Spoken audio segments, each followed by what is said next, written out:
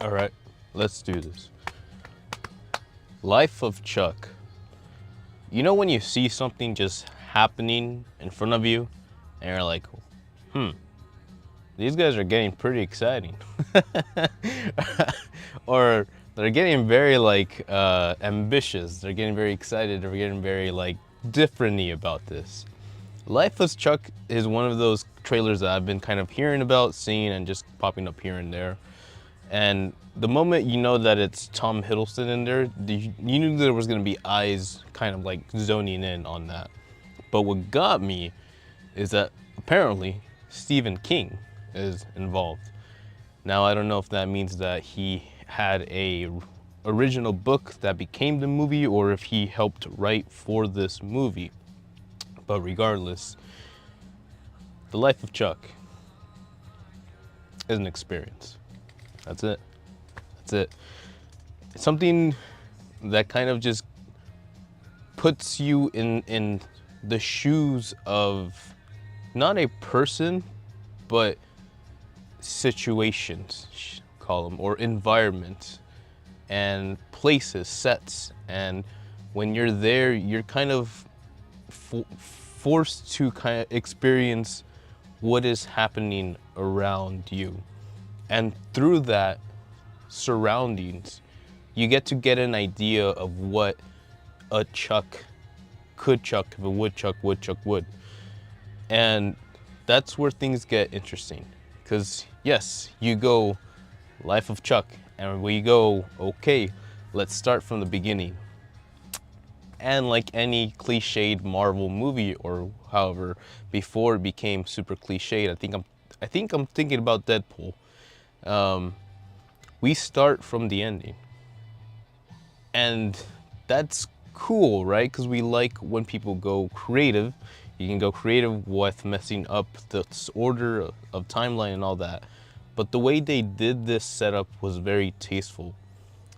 Normally, acts 1, 2, 3. In this one, we went backwards, 3, 2, 1. And you start to get a sense of, again, what this life is.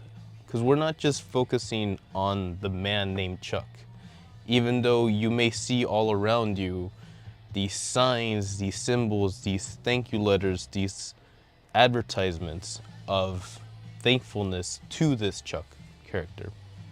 Which is really the brightness of how they wrote this chronologically.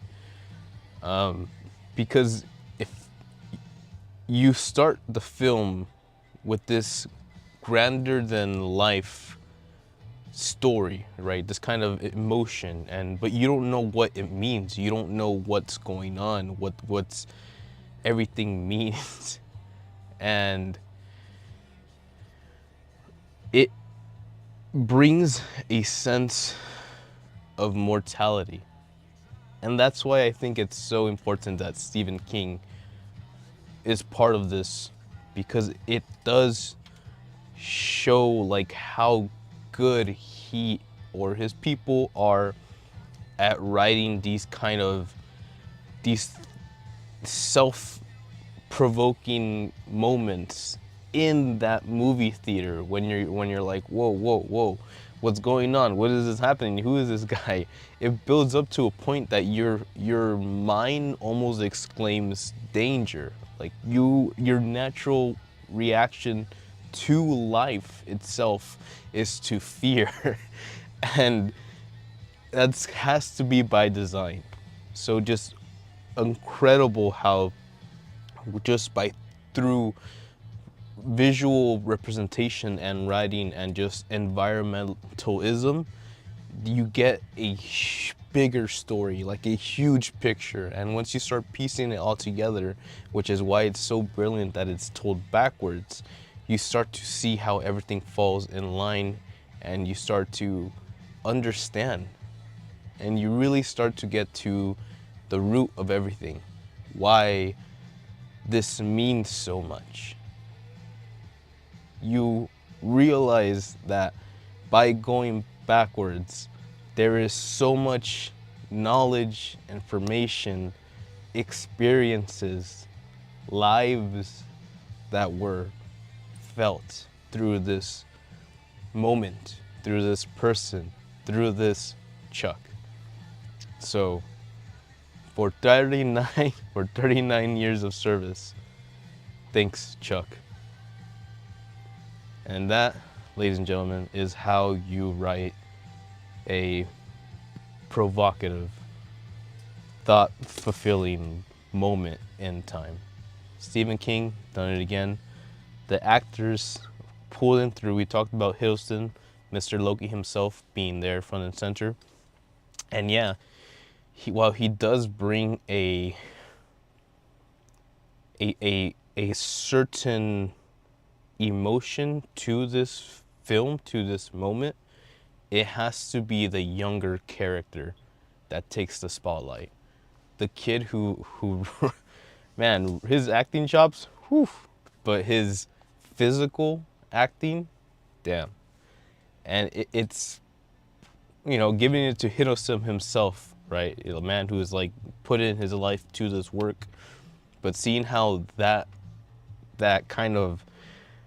magic can come from small beginnings is the inspiration from all this. And more than that, it's just an idea of how being with this group of members in your household who are they're not perfect by any means necessary, but their experiences, their moments, their teachings, they form who you are. They become your core, where you build your knowledge, where you build your universe, where you start expanding your possibilities. So it is with huge enthusiasm that I would highly recommend The Life of Chuck. I give it a 6 out of 7. I know I'm just being a little lenient. It probably hits that 7 out of 7 territory, but it's just such a beautiful note to end on that I don't want to hype it.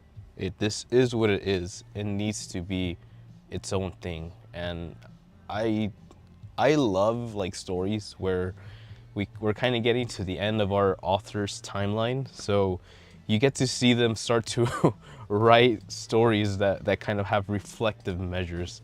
I'm thinking about The Fabelmans by Steven Spielberg, another film that just tells this story of history, let's call it.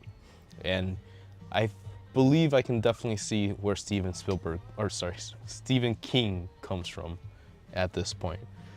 So, with much enthusiasm and respect, long live, Godspeed. But we're not done there. Oh God, because with the good comes the bad. And ladies and gentlemen, let me tell you, that's not it. It's all bad.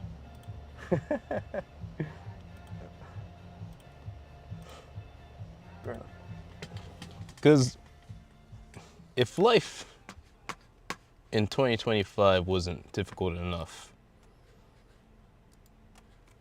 imagine trying to sustain 2 lifestyles. And that, I believe, is what the core of our new film, Materialist, is. Now, normally, I'm not saying I don't, but usually do the chick flicks. Nothing wrong with it. I grew up in a household with 2 of them. 13 going on 30 with the Incredible Hulk. That's some good shit right there. But when you put in, what's her face? Scarlett Dakota Johnson, the lady from Madam Web. Then you got Captain America, Chris Evans.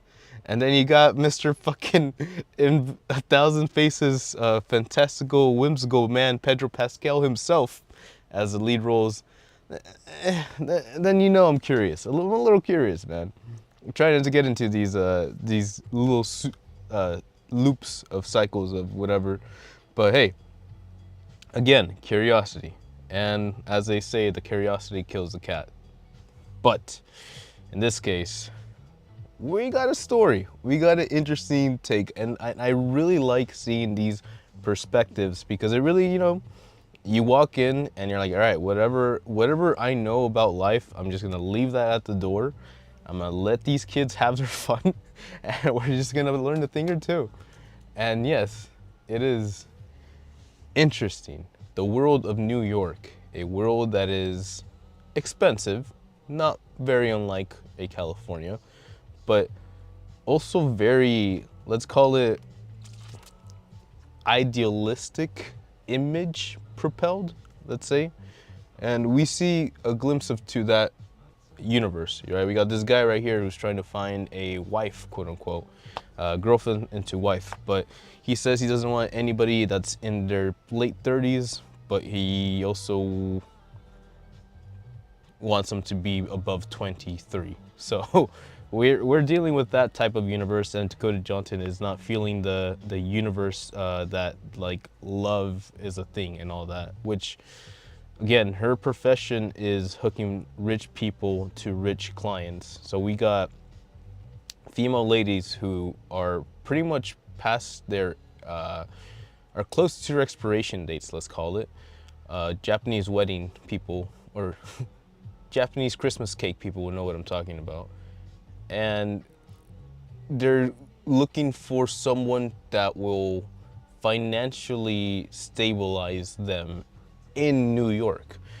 So that is the premise of this film. But as Pedro Pascal shows up into her universe, they're holding some weird conference event, blah blah blah. It's a wedding, I think, actually. And he's like, "Yo, man, I'm the guy with the money, and we're eating sushi like 3 times a week. Wow!" And it works for what it is, right? It does the thing until Chris Evans shows up, and I understand Chris Evans' kind of character was like this this expressive romantic type, let's call it, because he wants to be an actor, but in New York, acting is Broadway, stage plays, right? That's an even more interesting universe than, say, people throwing themselves in an LA Sun or something like that. However, I don't really understand what happened with Pedro Pascal. So he started off pretty chill. She put out her kind of like misconceptions, and he's like, "Yo, man, I am the guy who's like super like into mines, so I'd like to learn about you." So I'm not sure if he dropped the ball. I really don't know. I might have faded in and out once or twice, but you know, it is interesting to see how even in the world of 2025, we have the story of the materialistic universe that wants to still find true love. And true love comes in the form of Chris Evans' blue eyes and half Captain America body, because he's not doing the steroids right now. So that's something to think about, right? Again, I'm just curious to see how people think about it. I would be interested into hearing the female opinion of, hey, this is Pedro Pascal. He has all the money in the world, and he probably had like real interest in her. Again, I don't know if he dropped the ball or not. You're gonna have to watch the movie to find out. But what happened? And what made Chris Evans the guy, right? And am I wrong in thinking that this is a cheap copy of Americana? That's a book. Just go check it out. But those questions linger. I may or may not have the energy to walk back into a matinee towards the end side of it and just be like, oh, so that's how it ends, or that's what happened. But I have to hold on to that one. I'm very curious as to what went wrong with Pedro Pascal as well. So if any of y'all know, please, no spoilers, but let me know, because I'm curious too. So with all that being said, we didn't have a third one to go. Honestly, I was gonna try to do How to Train Your Dragon, but A, I ran out of time, B, I had things to do, and C, I don't know, man. I don't know. So if we do that later on, maybe we'll get some group up later to go. So look forward to that and all that more, and look forward to more awesome, cool stuff. I know the homie Sunset is out there unboxing Don Don Don. So if you like Don Don Don, go check out Don Don Don. And we will be back in the week. This week is going to be another busy week, at least for my end. I might be gone on over the weekend again. There is a fun stuff happening in San Francisco. Your boy's got a one-way ticket, or your boy's got a round trip in the Weemobile, so that's gonna be a good time. And yeah, just looking forward to that. I'm gonna go hit the gym because it's been a minute, and I need to do that. Like I should do that. You should too. So stay clean, stay healthy, stay fun, and I'll see you guys around next time. Ja. Matane.